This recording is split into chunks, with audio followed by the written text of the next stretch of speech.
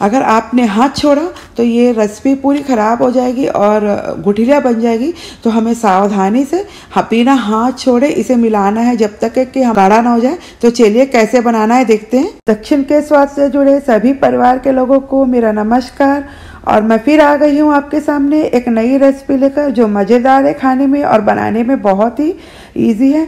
तो चलिए आज हम कुछ मज़ेदार बातें करते हुए अपनी रेसिपी के बारे में बताती हूँ, जिसका नाम सुनते ही आपको साउथ याद आ जाता है। और ये जो नाश्ता है ना पूरे साउथ इंडिया में फेमस है, आप कहीं भी जाएंगे आपको ये मिल जाएगा।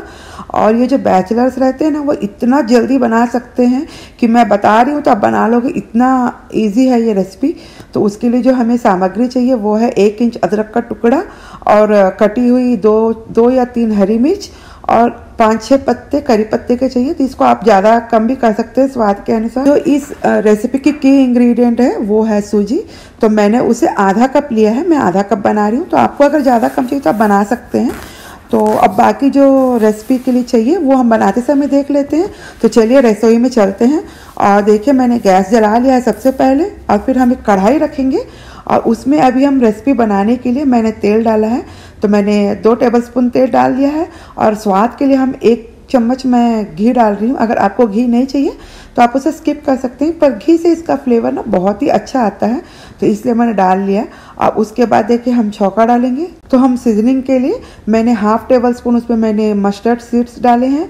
और उसके बाद हम जैसे ही थोड़ा सा चटकने लग जाएगा तो उसके बाद मैं बाकी सामग्री डालूंगी। तो ये जो तेल में झाग दिख रहा है ना, तो मैं आपको आगे बताऊंगी कि ये झाग क्यों आ जाता है। तो अभी उसमें हम चने की दाल डालेंगे ना, चने की दाल डालने से बहुत ही अच्छा स्वाद आता है। तो मैंने 1 टेबलस्पून भरकर चने की दाल भी डाली है। अगर आपको क्रंच ज़्यादा पसंद होगा तो आप थोड़ा और भी डाल सकते हैं। तो इसमें अभी हम 1 टेबलस्पून मैंने उड़द की दाल या ब्लैक दाल डाली है, जो छिलके के साथ नहीं है। अगर आपके पास छिलके वाली होगी तो आप उसके डाल सकते हैं, अभी मेरे पास नहीं थी तो मैंने नहीं डाली है। अब इन सबको हम एकदम लो टू मीडियम फ्लेम पे फ्राई करेंगे। अगर हाई फ्लेम पे हम फ्राई करेंगे तो क्या होता है ना, अंदर से कच्चा रह जाता है और ऊपर से कलर आ जाता है, तो जिससे कि हमारी पूरी रेसिपी का स्वाद खराब हो जाएगा। तो इसे हम मीडियम फ्लेम पे ही फ्राई करेंगे।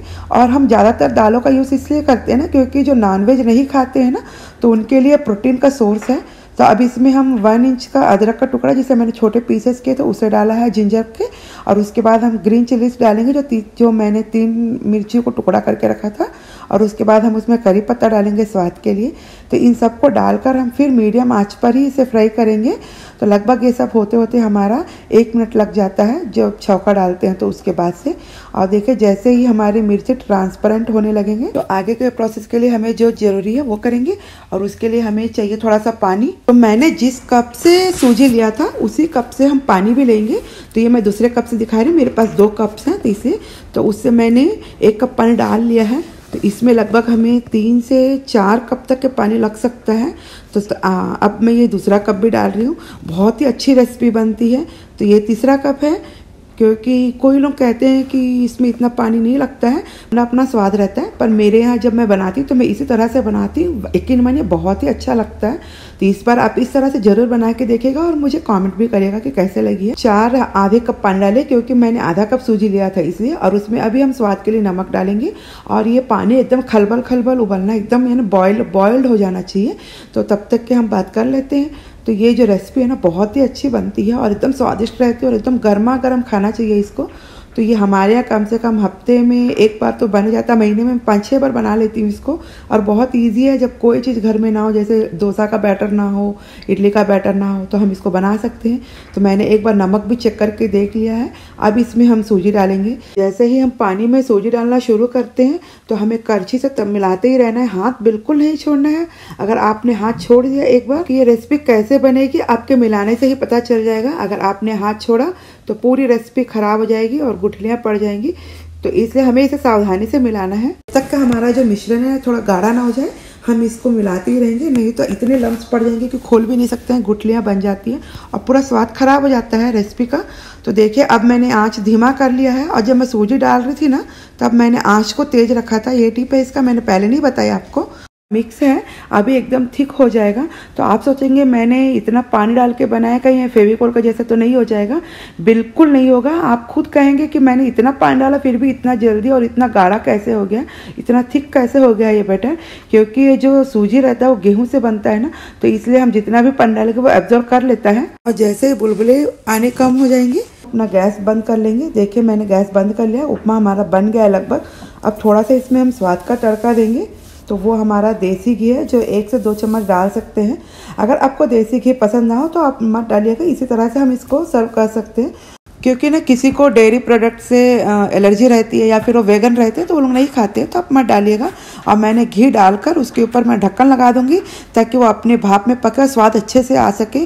और उसके बाद जिसमें हमें सर्व करना है मैं उस बाउल में थोड़ा सा ग्रीस करूँगी। तो आपके पास जैसे अवेलेबल हो आप उस तरह से कीजिएगा। अगर आपके पास घी ना हो तो आप उसको थोड़ा तेल से कर लीजिएगा ग्रीस। अब उसके बाद जो हमने उपमा बनाया था ना, उसे गर्मा गर्म उपमे को हम इस बाउल में डालेंगे। तो खाने में भी अच्छा लगता है और देखने में भी अच्छा लगता है। तो हमारे यहाँ कहावत है कि कढ़ाई से सीधा उपमा हमारे प्लेट में आना चाहिए और प्लेट से पेट में, यानी इतना गर्म खाते हैं तो ही अच्छा लगता है। और जिस बाउल को मैंने अभी घी से या देसी घी से ग्रीस किया था ना, उसमें मैं ये उपमा निकाल रही हूँ ताकि हम प्लेटिंग कर सकें। तो अच्छा लगता है देखने में भी, और ये इतना जल्दी बनता है कि आप 5 मिनट में बना सकते हैं अगर आप मिर्ची और अदरक काट के रख लेंगे तो। वैसे इसमें बहुत सारी वैरायटीज़ हैं, यानी प्याज के साथ बना सकते हैं, वेजिस के साथ बना सकते हैं। ये प्लेन है जो ज़्यादा बनाते हैं हमारे यहाँ, हम लोग प्याज लहसुन नहीं खाते ना, तो वो लोग इसको बना सकते हैं। देखिए मैंने प्लेट में डिमोल्ड कर लिया है जो उपमा था, और उसके लिए मैं उसको साथ में सर्व करने के लिए मैंने नारियल की चटनी डाली है। टमाटर की चटनी भी अच्छी लगती है, मेरे पास आज नारियल की चटनी थी तो मैंने उसे डाला है। अगर कोई चटनी ना हो तो भी ये प्लेन बहुत ही अच्छा लगता है। देखिए गर्मा गर्म उपमा हमारा तैयार है। आज हम गर्मा गर्म उपमा को मैंने नारियल की चटनी के साथ सर्व किया है। अगर आपको मीठा पसंद है तो आप उसके ऊपर थोड़ा सा शक्कर डाल के, गर्मा गर्म उपमा के ऊपर शक्कर डाल के खाएंगे ना तो बहुत ही स्वादिष्ट बनती है। तो प्याज के साथ भी बनती है, पर हमारे यहाँ प्याज कम बनता है तो इसलिए मैंने इसको बिना प्याज के दिखाया है। तो साथ में इसको 2 वेराइटीज़ और दिखाऊंगी कैसे सर्व करते हैं। तो ये दूसरी वेराइटी दिखा रही हूँ जो रसम है। रसम और सांभर के साथ उपमा का जो टेस्ट रहता है ना वो एकदम 100 गुना बढ़ जाता है। अगर आपके पास कभी उपमा बना रहे और सांभर है तो आप ज़रूर उपमा बना के ट्राई करिएगा इस रेसिपी को।